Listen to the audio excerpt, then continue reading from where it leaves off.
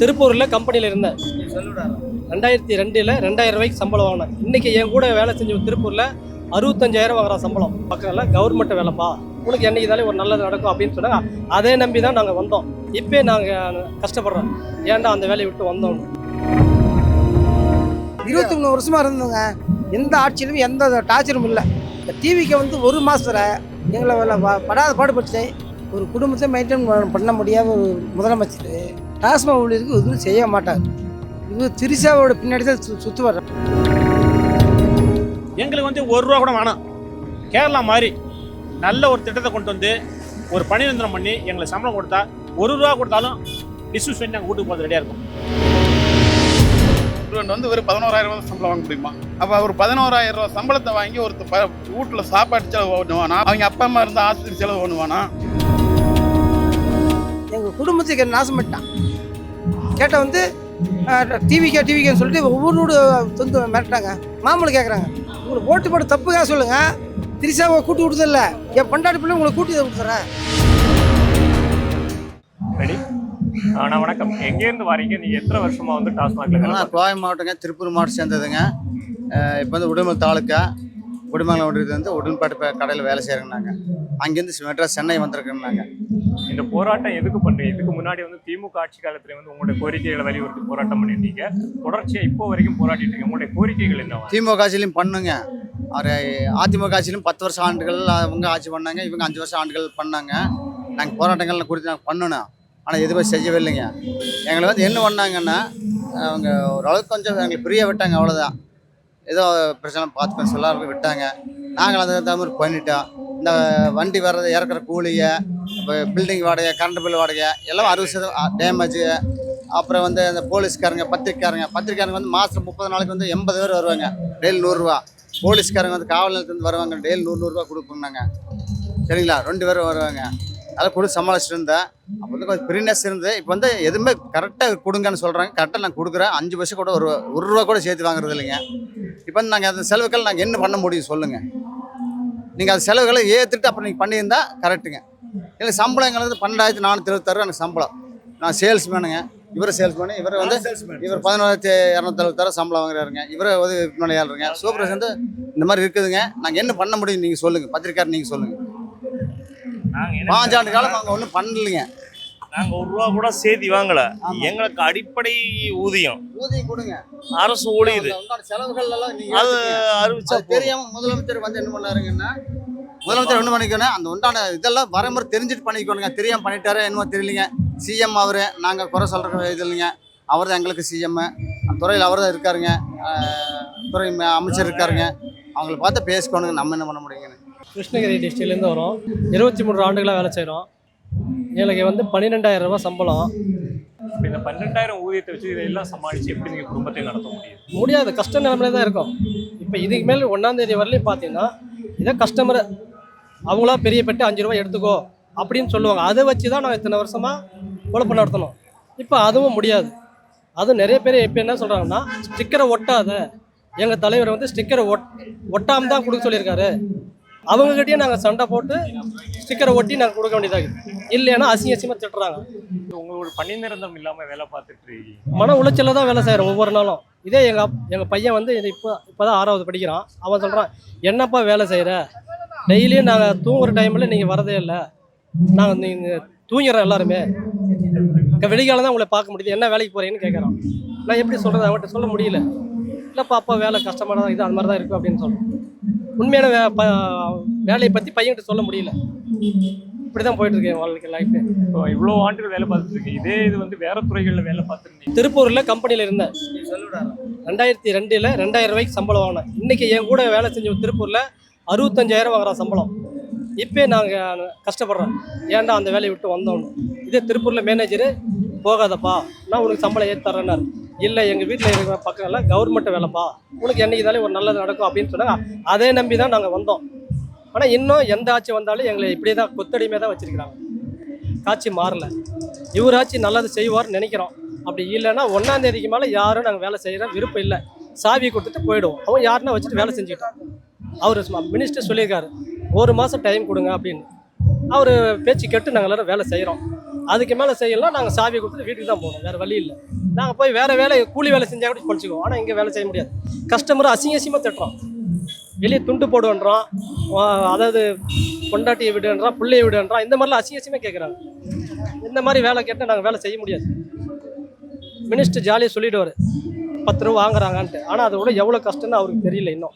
அவர் ஒவ்வொரு கடையை வந்து ஆய்வு பண்ணால் கூட பரவாயில்ல, வந்து பார்க்கட்டும். கஸ்டமர் அதே போல் லைனில் நிற்கிறதில்ல, யாருமே மொத்தமாக வந்து அடிச்சுக்கிறாங்க. போலீஸ் யாரும் வரதில்லை, நாங்கள் தான் கஷ்டப்பட வேண்டியதாக இருக்குது. இப்போ நிற்கிறாங்கன்னா 10 பேருக்கு முன்னாடி ஒருத்தர் நிற்பான். அவன் வந்து எனக்கு ஃபஸ்ட்டு கொடுக்கலாம் உங்கள் அம்மா உங்கள் ஒருத்தனை அசிங்கமாக திட்டுறான். ரவுடிஸ், நீ எப்படி வெளியே வந்துடுவேன், கடையை விட்டு நீ 10 மணிக்கு கடையை விட்டு வெளியே தானே வரணும், இப்படிலாம் பேசுகிறான். இதை பற்றி அரசு யாரும் கவனிக்க மாட்டேங்கிறாங்க. அரசு அந்த டாஸ்மாக் ஊழியர்களுக்கு ஒரு பாதுகாப்பு கொடுக்கணும், ஒரு அறிக்கை விட மாட்டேங்கிறாங்க. நாளைக்கு அவங்கள தாக்கணும், அவங்கள குண்டர் சட்டம் பாயணும் அப்படின்னு யாரும் சொல்ல மாட்டேறாங்க. எந்த ஒரு அரசு அதிகாரியும் சொல்ல மாட்டேறாங்க, அரசியல்வாதியும் சொல்ல மாட்டாங்க. ஏன் நாங்கள் என்ன அவ்வளோ கேவலமா? ஒரு குடும்பத்தை மெயின்டைன் பண்ண முடியாத ஒரு முதலமைச்சர் டாஸ்மாக் ஊழியருக்கு எதுவும் செய்ய மாட்டார். இது திரிசாவோட பின்னாடி தான் சுற்றுவார் தலைவர். இது முழு உதாரணம் எனக்கு தெரியும். அதே மாதிரி நம்மளோட பிரச்சனை என்ன, நாங்கள் நைட்டு காலையில் 10 மணிக்கு போனால் நைட்டு 12 மணி நேரம் இருக்கணும். கண்ணை முடிச்சு வெளியே வரும்போது 1 மணி ஆகுது, வீட்டுக்கு போனால் 2 மணி ஆகுது, சாப்பாட்டில் தண்ணி இல்லை. இது வந்து இந்த முதலமைச்சர் கேட்கல, நம்ம துறை அமைச்சர் விக்னேஷ் சொல்கிறா அப்படி. ஏன்னா நீ 10 ரூபா சேர்த்து வாங்கினா வச்சுக்க, காலையில் நீ வேலை வைக்க மாட்டேன்னு சொல்கிறேன். ரைட்டு, நான் வேலை இருக்கல. எவ்வளோ சம்பளம்? 10,260 ரூபா. ஒரு நாள் எவ்வளோ கணக்கு போட்டால் 330 ரூபா ஆச்சு. 330 நீ வேலை பார்ப்பீங்களா? நான் வேலை பார்க்க முடியுமா? என் பிள்ளைக்கு வந்து ஒரு நாள் இப்போ பால் பாக்கெட்டு 10 ரூபா, பிஸ்கட் 10 ரூபா. நான் வண்டியில் போகணும்னா பெட்ரோலுக்கு 100 ரூபா. எவ்வளோ ஆச்சு? 30 ரூபா போச்சு. 200 ரூபா இருக்குது. 200 ரூபா வச்சு பிள்ளைகளை படிக்க வைக்க முடியுமா? வீட்டு வாடகை தர முடியுமா? என்ன செய்ய முடியும்? இது வந்து விக்னேஷ் சொல்கிற அப்படியே துறை அமைச்சர். நாளைக்கு வந்து 10 ரூபா வச்சு கம்ப்ளைண்ட் பண்ணுங்க. நாளைக்கு காலையில் அவன் வேலை விட்டு தூக்கிடுறான், தூக்கி பார்க்கட்டும். எங்களுக்கு தூக்கினா ஒன்றும் பிரச்சனை இல்லைங்க. அழிஞ்சு போகிறது டிவிகேவுடைய அரசாங்கம் தான். இப்போ டிவிக்கு ஆட்சி வந்து 1 மாதம் தான் முடியுது. ஆனால் உங்களுடைய போராட்டம் வந்து இதுக்கு முன்னாடி கடந்த காலங்களிலே தொடர்ந்துட்டு தானே இருக்கும். அதாவது இருங்க, 23 வருஷமாக இருந்ததுங்க. எந்த ஆட்சியிலும் எந்த டார்ச்சரும் இல்லை. இதுவரையிலுமே எந்த டார்ச்சரும் இல்லை. ஏடிஎம்கே வந்துச்சு, இது டிஎம்கே வந்துச்சு, எந்த டார்ச்சரும் இல்லை. இந்த டிவிக்கு வந்து 1 மாதத்தில் எங்களை படாத பாடுபடுத்து எத்தனை பேர் சஸ்பெண்ட் பண்ணி தெரியுங்களா? மனவளத்தில் இல்லை. 20 நிமிஷம். அது மட்டும் இல்லை, எங்கள் குடும்பத்துக்கு நாசம் பண்ணிட்டான். கேட்டால் வந்து டிவிக்கேன்னு சொல்லிட்டு ஒவ்வொரு வந்து மிரட்டாங்க. மாமூலம் கேட்குறாங்க, ஆள் காட்டுங்களா? ஆள் காட்டுனா டிவிக்கே நம்ம முதலமைச்சர் வர சொல்லுங்க, ஆள் காட்டுறேன். அதே ஊத்தங்கர தொகுதியில் 4 பேர், இதே பல்லடம் தொகுதியில் 4 பேர் டிவிக்கேன்னு சொல்லி மிரட்டுறாங்க. மாமூலம் கேட்குறாங்க. நான் எப்படி தர முடியும்? எனக்கு ஒரு 2 பொண்ணு ஒரு பையங்க. பிள்ளை வந்து வேலைக்கு போகுதுங்க. பையனை வந்து படிக்க வைக்க முடியல, வீட்டில் தான் இருக்கான். இவ்வளோ பிரச்சனையில் இருந்து இவன் வந்து விக்னேஷ் சார் துறை மினிஸ்டர் சொல்கிறா அப்படி. இன்னைக்கு 10 ரூபா வாங்கினா வாட்ஸ்அப்பில் போட்டு விடுங்க, நாளைக்கு வந்து தூக்கி விட்ருவான். நீ தூக்கி விட்டுரு. உங்களை தூக்கம் எனக்கு தெரியாதா?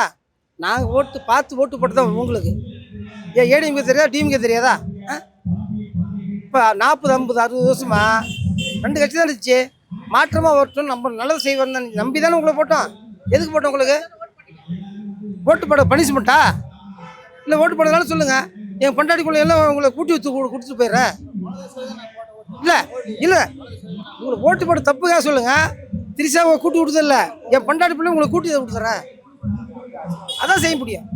வேணுமென்னா வாங்க போயிட்டுங்க, என் பொண்டாட்டி பிள்ளையை வச்சுக்கோ, திரிசாவை சேர்த்து வச்சுக்கோ. வேறு எதுவும் சொல்ல முடியாது. முடிஞ்சா பாரு. நான் வந்து பக்கா ஏடிஎம்கே தாங்க. இப்போது வந்து சத்தியமாக சொல்கிறேன், 4 ஓட்டுங்க.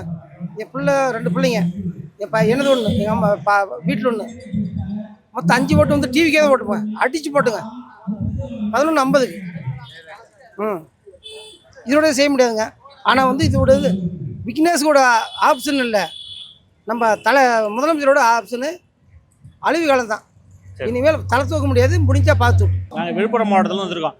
23 வருஷம் அது பணிக்கு சேர்ந்து இது வரைக்கும் வந்து அதிமுக பிள்ளை திமுக பிள்ளை எவ்வளோ ஆர்ப்பாட்டம் போராட்டம்லாம் பண்ணி பார்த்தோம். அவங்க என்ன பண்ணிட்டாங்க, அந்த 5 ரூபா 10 விற்று எதாவது பண்ணிங்க அப்படிங்கிற மாதிரி விட்டாங்க. இப்போ ஒரு 40 நாளாக ரொம்ப மன உளைச்சல். வரவன் முறை ஆத்தா பொண்டாட்டி அப்பா அசியசியமாக பேசுகிறான். ரொம்ப மன உளைச்சல் ஆகிட்டோம். எங்களுக்கு வந்து 1 ரூபா கூட வேணாம்.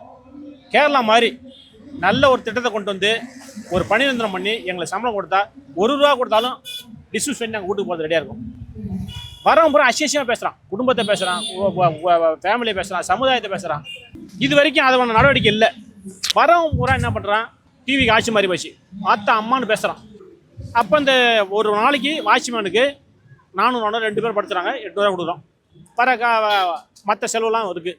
முன்னாடி என்ன ஒரு எண்ணத்துல இந்த வேலையில வந்து நாங்கள் இதை வேறு வேலை இல்லை. நாங்களும் பட்டதாரி, பிஎஸ்சி பிஎல்எஸ்லாம் படிச்சிருக்கோம், எம்எல்எஸ்சி படிச்சிருக்காங்க, எம்இ படிச்சிருக்காங்க, பிஇ படிச்சிருக்காங்க, பிஎட் படிச்சிருக்காங்க, எம்எட் படிச்சிருக்காங்க. எல்லா பட்டதாரியும் இருக்காங்க நிறைய பேர். அந்த நேரத்தில் வேலை வாய்ப்பு இல்லாத இடத்துல அதை வந்து நாங்கள் கவர்மெண்ட் அரசாங்கத்தில் இது வந்து நாங்கள் எம்ப்ளாய்மெண்ட் எடுக்கிறாங்கன்னு சொல்லிட்டு ஒரே காரணத்துக்காக நாங்கள் அந்த வேலைக்கு போனோம். ஆனால் இருக்கிற மன உளைச்சல் இது வரைக்கும் சரித்திரத்திலே இந்த தமிழ்நாட்டில் இல்லாத ஒரு பிரச்சனை என்னென்னா 36,000 பேர் நாங்கள் வேலைக்கு சேரக்குள்ள. இன்றைக்கி 13,000 பேர் இல்லை. 13,000 பேரில் 8,700 பேர் கூட்ட செத்து எல்லாம் வணிஞ்சிடப்படும். இந்த மன உளைச்சலில் குடிச்சு செத்தே போட்டாங்க. ஒரு 2000க்கு மேலே வந்து வேறு வேலைக்கு போயிருக்காங்க. அப்போ இது வரைக்கும் இந்த தமிழ்நாட்டில் இல்லாத சரித்திரத்தில் அந்த வீணாக போய் அந்த குடிச்சு நல்லா வேலைக்கு வந்தவங்க கூட உண்மையில குடிக்காதவங்க கூட என்ன பண்ணிட்டாங்க, இந்த மன உளைச்சல் தாங்காமல் குடிக்க ஆரம்பித்து குறைஞ்சி இப்போ 9,000க்கு மேலே எங்கள் ஊழியர் இழந்திருக்காங்க. இன்றைக்கி ஒரு வேறு துறையில் சேர்ந்தா இன்றைக்கி ஒரு தாசில்தார் ஆடியோ லெவலில் வந்திருப்போம். இது வரைக்கும் எந்த விதமான இதுவும் கிடையாது. ரொம்ப மன உளைச்சல். இப்போ வந்து அதோட வந்து வாழ்க்கையை நொந்து போன மாதிரி எத்தனை பேர் செத்துட்டாங்க. இருந்தாலும் வந்து அப்படியே நம்ம வாழ்வாதாரம் நாளைக்கு சீராகும் பார்த்துட்ருக்கோம். இப்போ வந்து ஒரு 40 நாளாக ரொம்ப எடுபடி. வரவன் போடலாம் ஆத்தா பொண்ணாடி கொண்டாட்டி புள்ள அப்படி அசியசியமாக பேசுகிறான். இந்த 5 ரூபாப்பா எடுக்கிறதால இதை நிறைய பேர் கொடுக்கறதும் கிடையாது. இருந்தாலும் வந்து நாங்கள் சமாளித்து ஓட்டிகிட்ருக்கோம். இப்போ இருக்க ரொம்ப மன உளைச்சல். இப்போல்லாம் வேலையிலே வானாங்கிற மாதிரி நிறைய பேர் முடிவு வந்துட்டாங்க. இந்த டாஸ்மாக் மூடிட்டு கூட எங்களுக்கு வேறு பணி கொடுத்தா பரவாயில்லை. 23 ஆண்டுகாலமாக நாங்களும் பல போராட்டங்கள் பண்ணி பார்த்தோங்க. திருமண பிரச்சாரத்திலிருந்து, உண்ணாவிரத போராட்டத்திலிருந்து, கடையெடுப்பு போராட்டத்திலிருந்து அனைத்து விதமான போராட்டம் செஞ்சு அரசுக்கு வந்து கவன ஈர்ப்பு செஞ்சோம். ஆனால் இதுவரையும் எந்த நடவடிக்கையும் எடுக்கலை. இதுவரையும் எங்கள் வாழ்க்கை கேள்விக்குறியாக தான் இருக்குது. அதாவது இதுவரையும் நாங்கள் வந்து பணி காலத்தில் வந்து பயப்படாமல் கொஞ்சம் பணி செஞ்சோம். அரசு நமக்கு சாதகமாக இருக்கும், அதிகாரிகள் நமக்கு சாதகமாக இருப்பாங்க. சாதகம்னா என்ன, நம்ம தவறான வழியில் கிடையாது. நமக்கு ஏதோ ஒரு பிரச்சனை பாதிப்பு வருதுன்னா அந்த நேரத்தில் வந்து உடனே நடவடிக்கை எடுத்து ஒரு அக்யூஸ்டாக தான் ஒயின் ஷாப் வன்முறையில் ஈடுபடுறவங்க தக்க நடவடிக்கை எடுத்து அவங்க தயார் பண்ணிட்டு நம்ம கொஞ்சம் பாதுகாப்பாக இருந்தோம். ஆனால் அந்த விஜய் ஆட்சி காலம் வந்தவுடனே மீடியாவில் வந்து மினிஸ்டர் அவர் வந்து விக்னேஷ் அவர் சொல்கிறார், முதல் நாள் உங்களுடைய 10 ரூபா கூடுதலாக விற்றா உடனே வாட்ஸ்அப் பண்ணுங்க, மறுநாள் பணிக்கு வர மாட்டேங்கிறாங்க. இப்போ 10 ரூபா வாங்குறது வந்து எல்லா இடமே வந்து ஒரு மிகப்பெரிய குற்றச்சாட்டாக தான். இந்த 10 ரூபா வாங்குவதற்கான காரணம் 10 ரூபா வாங்குறது என்னங்க, ஏன்னா காலிப்பாட்டு திரும்ப பெறும் திட்டத்துக்காக வேண்டி கோர்ட்டு ஆணையிட்டு அந்த 10 ரூபா அவங்கள்ட்ட கூடுதலாக வாங்கி அந்த பாட்டில் கொடுக்கும்போது ரிட்டன் 10 ரூபா கொடுக்கும். அந்த 10 ரூபா தான் மக்கள் மத்தியில் வந்து பெரிய 10 ரூபான்னு இஷ்யூ ஆகிடுச்சு. அதுக்கு முன்னாடி காலிப்பட்ட திட்டம் இல்லை. இப்போ இந்த திமுக ஆட்சி முடிய காலத்தில் காலிப்பாட்டு திரும்ப பெறும் திட்டம் தான் அறிமுகப்படுத்தினாங்க. அதே வந்து 10 ரூபா வாங்கினான்ட்டு மக்கள் மத்தியில் பெரிய இஷ்யூ ஆகி இதை மக்கள்கிட்ட வந்து பெரிய நாங்கள் வந்து தேசத்துறை மாரி ஆக்குற மாதிரி ஆக்கிட்டாங்க. அதாவது எங்களுக்கு பாதுகாப்பு கொடுக்க வேண்டிய அரசு நிர்வாகம் ஒரு சாதாரண ஒரு குடிமகன் வந்து ஒரு வாட்ஸ்அப் செல்லு வச்சுருந்தானா தனக்கு ஆகாதவன் ஒரு பாட்டில் கோட்டை தர மாட்டேங்கிறான், 10 ரூபா கம்மியாக தர மாட்டேங்கிறான்னா உடனே வாட்ஸ்அப் எடுத்து இவன் 10 ரூபா சேர்த்துக்கிறான்னு போட்டானா உடனே எங்களை சஸ்பெண்ட் பண்ணுறாங்க. இது எந்த வேலை நியாயம்? ஒருத்தர் வேலை நடவடிக்கை எடுக்கணும்னா துறை ரீதியாக வரணும், அலுவலகம் வரணும், ஆய்வு செய்யணும், 10 ரூபா கூடுதல் வச்சு நடவடிக்கை எடுக்கலாம். ஒன்றுமே இல்லாத வாட்ஸ்அப் மூலம் தான் ஒரு செய்தி போட்டால் உடனே நடவடிக்கை எடுத்து 200 பேர் சஸ்பெண்ட் பண்ணியிருக்காங்க. நடவடிக்கை எடுக்கலாம், அந்த துறை ரீதியாக நடவடிக்கை எடுக்கலாம். அது அலுவலகம் தான் எடுக்கணும். ஒழிஞ்சு ஒருத்தர் வந்து வாட்ஸ்அப்பில் எனக்கு ஒரு சாதாரண வந்து ஒரு குடிகாரனை விட 1 மணி நேரம் போராட முடியாது. ஒருத்தரோட நாங்கள் வந்து ஆயிரக்கணக்கான குடிமக்களாலே போராடிட்டு இருக்கோம். 12 மணிக்கு திறந்தால் நைட்டு 10 மணி வரைக்கும் குடிகார போராடுறோம். 10 மணிக்கு மேலே பணத்தை எடுத்து பாதுகாப்பாக செல்றதுக்கு தீவிரவாதி, அதாவது மக்களை வந்து அச்சுறுத்தக்கூடிய ரவுடிஸாக விட பணத்தை பாதுகாப்பாக போய் சேர்றதுக்காக பல வழியில் நாங்கள் பாதிக்கப்பட்டிருக்கோம். அப்படிங்கிற காலத்தில் துறை ரீதியாக நடவடிக்கை எடுத்தால் ஏற்றுக்கலாம். ஆனால் அந்த வாட்ஸ்அப் மூலயமா இருந்ததால் எங்களை வந்து பயன்படுத்தாங்க. இடத்த தேர்வு செய்யும்போது சாதாரண ஒரு 10க்கு 10 உள்ள இடத்துக்கே வந்து 1 லட்சம் 2 லட்சம் அட்வான்ஸு, மாதம் 20,000 30,000 வாடகை கேட்கக்கூடிய நகர்ப்புறங்களில் உள்ள கடைகள் தான் இருக்குது. உங்களுக்கு தெரியாத விஷயம் கிடையாது. அப்படிங்கிற காலத்தில் கவர்மெண்ட் அரசு தரப்பில் வந்து 10,000 மட்டும் வாடகை தருவாங்க. மீதி நாங்கள் அட்வான்ஸ் தந்தாலும் நாங்கள் தான், கூடுதல் வாடகை தந்தாலும் நாங்கள் தான், காலி பாட்டில் எம்டி பாட்டில் இருப்பாங்க, அதில் இருக்க தூள் பீஸ் இருப்பாங்க. ஒரு லிட்டர் பாட்டில் டேமேஜ் ஆகிட்டு பீஸ் மறுபடியும் நாங்கள் காசு கட்டுறோம். அதில் உள்ள பாட்டில் ப்ரோக்கன் நாங்கள் தான் கட்டாகணும், அடுத்து இறக்கிறதுக்கு காசு கொடுத்தாகணும், அடுத்த பாட்டில் வந்து கலெக்ட் பண்ணுறதுக்கு ஒரு நாள் எங்கள் கடையில் வந்து குறைஞ்சபட்சம் 8 பேர் பணி செய்கிறோம். அது 8 பேரில் வந்து 3 பேர் கடை ஊழியர், 5 பேர் வந்து இப்போ வேறவங்க பாட்டில் கலெக்ட் பண்ணுறதுக்கு, ஸ்டிக்கர் ஓட்டுறது, ஸ்கேன் ஓட்டுறது, இது எல்லாத்தையும் கூடுதலாக நாங்கள் தான் பண்ணி அனுப்பியாச்சு. வேறு ஆள் எல்லாமே வந்து உங்க சைடுல நீங்க பார்க்க வேண்டியதா அரசு தரப்புல இருந்து எந்த விதமான அரசு தரப்புல இருந்து 1 ரூபா கூட கிடையாதுங்க. ஆனா அரசு வருமானத்தை மட்டும் அரசு வருமானம் மட்டும்தான் பார்க்க முடியும், லாபம் மட்டும்தான் பார்க்க முடியும், நட்ட கணக்கு பார்க்காதுங்க. நாங்கள் வந்து டாஸ்மார்க் ஊழியர், சேல்ஸ்மேன், விற்பனையாளர். நாங்கள் வந்து படிச்சுட்டு வேலை இல்லாமல் இருந்தோம். அரசு வேலை அப்படிங்கிறது அறிவித்தோடனே இல்லை வந்து மதுபான கடையாக இருந்தாலும் பரவாயில்ல, அதுக்கப்புறம் மாற்று வேலை கொடுத்தாலும் கொடுப்பாங்க அப்படிங்கிற ஆசையில் வந்து வேலைக்கு சேர்ந்துட்டோம். அது என்றைக்காவது அரசு நல்ல சம்பளம் கொடுக்கும், இல்லை இது பணி நிரந்தரம் செய்யும் அப்படிங்கிற எதிர்பார்ப்பு கனவோட 23 வருஷம் முடிஞ்சு வச்சு. மாற்றம் வரும் எதிர்பார்த்து இப்போ ஏமாற்றத்தில் நிற்கிறோம். மாற்றத்தை விரும்பி வாக்களித்தாங்க, விஜய் அவர்கள் வந்துட்டார். ஆனால் மாற்றம் கிடைக்கல. எங்களை மன உளைச்சலுக்கும் இந்த கூடுதலாக விற்கிறோம்னு பழியை பூரா எங்கள் மேலேயே போடுறாங்க. அது மக்களுக்கு புரிய வைக்கணும். புரிய வைக்கிறது யாரோட கடமை? உங்கள் மாதிரி ஊடக வெளிச்சம் இருந்தால் புரிய வைக்க முடியும். உங்கள் ஊடகம்தான் தப்பாகவும் பரப்புது, இதே ஊடகம் நான் சரியாகவும் பரப்ப முடியும். எங்கள் மேலே பாவம் இல்லை, பழி வந்து சேருது. சரியான தகவலை வந்து ஏதாவது ஒரு ஆள் அடிப்பட்டவனுக்கு தான் அந்த வழி தெரியும். அந்த வழியில தான் வழி தாங்க முடியாம தான் போராட்டத்து காலத்துக்கு வந்திருக்கிறோம். உங்க தரப்பு கோரிக்கை குடும்பத்தோட பணி நிரந்தரம் செய்யணும். இது வந்து அரசு மதுபான கடையை நடத்துறது அவங்களோட கொள்கை முடிவு, நல்ல முடிவு கெட்ட முடிவுன்ட்டு அதே முடிவு எடுக்கணும். அதில் வந்து எங்கள் ஊழியரை பயன்படுத்தி எங்களை வந்து தப்பாக பயன்படுத்திக்கிறது, எங்கள் மேலே அலிகேஷனை உருவாக்குறது அரசுக்கு நல்ல பேர் கிடையாது. நாங்கள் ஈரோட்டிலேருந்து வர்றோங்க. நாங்கள் 23 வருஷமாக வேலை செய்யணும். இப்போ அதாவது வந்து நாங்கள் வெறும் 1200 ரூபாயில் சம்பளத்துக்கு போய் சேர்ந்தோம். இது வந்து நாங்கள் அப்பத்த சூழ்நிலையில் வந்து எங்களுக்கு படிப்பு படித்து 10ஆம் கிளாஸ் படித்து வேலை இல்லாத சமயத்தில் இது ஒரு கவர்மெண்ட் அரசாங்க வேலை. அந்த காலத்தில் அந்த 1200 ரூபாய்க்கு வேலைக்கு சேர்ந்தோம்னா ஏதோ ஒரு இதில் உள்ளே போயிட்டோம்னா ஏதோ ஒரு பண்ணி கொடுப்பாங்க அப்படிங்கிறது தான் சேர்ந்தோம். நாங்கள் மது வித்தாகணும், இதில் தான் இருக்கணும்னால சேரல. இத்தனை வருஷமாக கடந்ததை வந்து யாருமே வந்து கண்டுக்கல. இந்த 10 ரூபா பிரச்சனையை கொண்டாந்தாங்க. யாருன்னு இவங்க ஒருத்தர் மட்டும் கொண்டாடல. ஆரம்ப காலத்திலிருந்தே இருக்குது, நடைமுறை காலத்தில் வந்து 23 வருஷமாக இருக்குது. யாருமே இல்லைன்னு சொல்ல முடியாது. இவங்க வெளியே கொண்டாடுறத இவங்க வந்து விற்பனையாளருக்கு உண்டான செலவுகள், உள்ளே இருக்கிற நஷ்டங்கள், பங்கீடு எல்லாத்தையுமே இவங்க முடிவு பண்ணி அவங்களுக்கு வந்து இதுக்கெல்லாம் நான் படுத்தியாச்சு. இதுக்கு மேலே 10 ரூபா வாங்கினால் அவங்களுக்கு உண்டான நடவடிக்கை எடுக்கப்படும் அப்படின்னு முறையீடு சொன்னாங்கனால் பரவாயில்லை. அந்த சேல்ஸ்மேனுக்கோ யாருக்குமே எந்த ஒரு நடைமுறை இல்லாமல் அவங்க வந்து திருதுப்புன்னு என்று நடைமுறை வந்து முதல்ல நாங்கள் 4 நாள் ஸ்ட்ரைக் பண்ணியிருந்தோம். ஈரோட்டில் கடையெடுப்பு பண்ணியிருந்தோம். அவங்க வேற வந்து தான் 30 நாள் எங்களுக்கு டைம் கொடுங்க, நாங்கள் புதுசாக அரசாங்கம் வந்திருக்கிறோம், புது அமைச்சர் வந்திருக்கிறாங்க அப்படின்னு அவங்க தான் 30 நாள் டைம் கேட்டிருந்தாங்க. அந்த 30 நாள் டைமுக்குள்ளேயே இப்போ மறுபடியும் திருப்பி இவரே வந்து ஃபேஸ்புக்கில் இவரே வந்து இப்போ சரி ஃபேஸ்புக்கில் கொடுக்குறாங்க, ரைட்டு ஓகே. இப்போ வந்து ஒரு நார்மலாக ஒரு 5 லட்ச ரூபா வியாபாரம் ஆகுது அப்படின்னு கீழே பார்த்தீங்கன்னா ஒரு நாளைக்கு 30,000 ரூபா சில்லற நோட்டு வேணும். 20 ரூபா 50 ரூபா 10 ரூபா நோட்டு வந்து 30,000 ரூபாய்க்கு குறை இல்லாமல் சில்லற நோட்டு வேணும். 30,000 ரூபா சில்லற நோட்டு ஒரு நாளைக்கு, ஒரு மாதத்துக்குள்ள ஒரு நாளைக்கு அந்த 30,000 ரூபா சில்லற நோட்டு எங்கிருந்து வருது? எந்த ஒரு பேங்க்கில் யாராச்சும் நம்மளுக்கு கொடுக்குறாங்களா? அந்த சில்லற நோட்டும் வெளியே மல்லிகை கடைக்காரர், பொட்டி கடைக்காரர் எல்லாம் அவங்க கமிஷனுக்கு தான் கொடுக்குறாங்க. அந்த கமிஷனை வந்து இந்த 11,000 சம்பளத்துக்கு வாங்கி அந்த கமிஷனை கொடுத்து வாங்கி இங்கே வேலை செய்ய வேண்டியதாக சூழ்நிலை இருக்குது. இங்கே வர்ற மதுபான பிரியர்கள் வந்தோடனே நீ சில்லறை இல்லாமல் நீ எதுக்கு நீக்கிருக்கிறீன்னு கேட்குறாங்க. இந்த பதில் நாங்கள் யார்கிட்ட போய் கேட்கறது? ஒவ்வொரு சின்ன இதே வந்து சரக்கு வருது, அவங்க வந்து நாங்கள் வந்து அவங்களுக்கு வந்து இறக்கூலி ஏற்றுக்கூலி கொடுக்குறோம்னு சொல்கிறாங்க. ஆனால் எங்கள்கிட்ட வந்து உள்ளே இறக்கி வைக்க மாட்டேங்கிறாங்க. 400 வட்டி 500 வட்டி வருது. 5 லட்ச ரூபா வியாபாரம் பண்ணையில் நாங்கள் வந்து எதுக்கோசம் வியாபாரத்தை நிறுத்துறதோ சரக்கு இறக்குறதோ.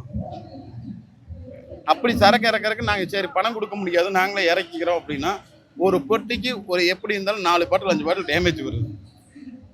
450 கேஸை நாங்கள் செக் பண்ணி இறக்குனால் ஒரு பெட்டிக்கு 10 நிமிஷம் நாங்கள் எடுத்தால் 450 கேஸுக்கு நாங்கள் வியாபாரத்தை பார்க்குறதுக்கு அந்த நாளுக்கு பூரா கடை போயிடும். அந்த சேல்ஸ் எப்படி அவங்க மக்கள்கிட்ட எப்படி நாங்கள் பதிவு சொல்கிறது? ஸ்டூடெண்ட் வந்து ஒரு 11,000 ரூபா சம்பளம் வாங்க முடியுமா? அப்போ ஒரு 11,000 ரூபா சம்பளத்தை வாங்கி வீட்டில் சாப்பாட்டு செலவு ஒன்றுவானா, அவங்க அப்பா அம்மா இருந்தால் ஆஸ்பத்திரி செலவு ஒன்றுவானா, போக்குவரத்து செலவு இருக்குது. இது வரைக்கும் சேல்ஸ்மேனுக்குன்னு ஏதாச்சும் போக்குவரத்து செலவு கொடுத்துருக்குறீங்களா? போக வர செலவு கொடுத்துருக்குறீங்களா? ஏதாச்சும் இது வரைக்கும் பண்ணியிருக்கிறோம், சேல்ஸ்மேனுக்கு பண்ணியிருக்கிறோம் அப்படின்னு சொல்லுங்க. 23 வருஷமா சொல்லுங்க, நாங்கள் ஈன்னு கேட்டுக்கிறோம். இதே அமைச்சரே வந்து இப்போ ஃபேஸ்புக்கில் கொடுக்குற பண்ணுறாரு, எல்லாம் பண்ணுறாரு, ரைட், ஓகே. இதே 11,000 ரூபா சம்பளத்து அவங்களுக்கு வந்து இப்போ 1,05,000 சம்பளம் மாதம் வாங்குறாருல்ல, இதே நான் சேல்ஸ்மேனுடைய சம்பளம் 11,000 வாங்கி உங்களுடைய ஒரு பிரச்சனை ஒரு தீர்வாக இருக்கா? அண்ணா, எங்களுக்கு வந்து அரசு வந்து சில்லறை நோட்டுகளை முழுசாக எங்களுக்கு கொடுக்கணும். அதுக்கு அடுத்தபடியாக பாட்டலை வந்து டேமேஜ் பாட்டிலுக்கு உண்டான இதை வந்து அவங்க திரும்ப பெற்று அதுக்கு உண்டான பணத்துக்கு அவங்க கொடுக்கணும், இல்லைன்னா கணக்கில் கழிக்கணும். எங்களுக்கு மெயின் வந்து ஊதிய உயர்வு, பணி நிரந்தரம் வேணும். கோர்ட் உத்தரவு ஒன்றே போட்டிருக்குது அப்படின்னு கேட்டிங்கன்னா திரும்ப பெறவுன்னு மட்டும் போட்டிருக்குது. யார் திரும்ப பெறவுன்னு? நீங்கள் அதுக்கு டெண்டர்காரனை விட்டுருக்குறீங்க. நீங்கள் அது எது வேணாலும் பண்ணிக்கங்க. விற்பனையாளர்கிட்ட மறுபடியும் நுழைக்காதீங்கள், வேலைப்பளுவை அதிகமாக்காதீங்க. 8 மணிக்கு 2003 டாஸ்மார்க் ஆரம்பிக்கல, காலை 8 மணிக்கு ஆரம்பித்து நைட்டு 12 மணி வரைக்கும் கடை நீக்கி இருக்கோம். அந்த 12 to 6 எல்லா வேலையும் முடிக்கணும். இப்போ அதே மாதிரி வந்து பார்த்தீங்கன்னா இப்போ 12 மணிக்கு கடை நீக்கிறோம். 12 மணிக்கு கடை நீக்கணுன்னே 10 மணிக்கு கடை பூட்டிட்டு கடை விட்டு வெளியே போங்கிறாங்க. கடைக்குள்ளே ஸ்டாக் எடுக்கிறதுலேருந்து பணத்தின்றதுலேருந்து எல்லாத்தையும் ஓர்ஸ் பண்ணுறதுக்கு 1.5 மணி நேரம் ஆகும். இப்போ இந்த காலிப்பாட்டில் எங்களை வாங்க சொல்லி காலிப்பாட்டில் அடிக்க ஆட்டினா அவனுக்கு கணக்கு கொடுக்குறதுக்கு அதுக்கு 1.5 மணி நேரம், 3 மணி நேரம். வீட்டில் வந்து 10 மணிக்கு கடை பூட்டிட்டு 3 மணி நேரம் கழிச்சு 1 மணிக்கு போய் வீட்டில் போய் அந்த காலிப்பாட்டில் வாங்கினதை கையில் எல்லாம் எடுத்ததை போய் குளிச்சுக்கிட்டு 1 மணிக்கு சாப்பிடணும். 1 மணிக்கு சாப்பிட்டோன்னே இவங்க கணக்கு வழக்கையெல்லாம் மெசேஜ் அனுப்பணும். மறுபடியும் திருப்பி ரிட்டர்ன் சிபி ஸ்டாக் வந்து அடுத்த நாள் நம்ம கொடுக்கணும். இத்தனை வேலைப்பளுகள் எங்களுக்கு அதிகமாக இருக்குது. ஒன்றா இதுக்கு வந்து எங்களுக்கு தீர்வு வந்து தயவு செய்து விற்பனையாளரை வந்து மேலும் தொந்தரவு பண்ணாதீங்க. அதே மாதிரி வந்து எங்களுக்கு வந்து சம்பள உயர்வு கம்பல்சரி, சம்பள உயர்வு பணி நிரந்தரம் கம்பல்சரியா. இல்லை என்றால் இந்த மாதிரி 30 நாள் டைம் கொடுத்தார் அமைச்சர், ஜூன் 30 வரைக்கும். ஜூலை 1ஆம் தேதி மறுபடியும் நாங்கள் கடை சாத்துறதுக்கு தயாராக இருக்கிறோம்.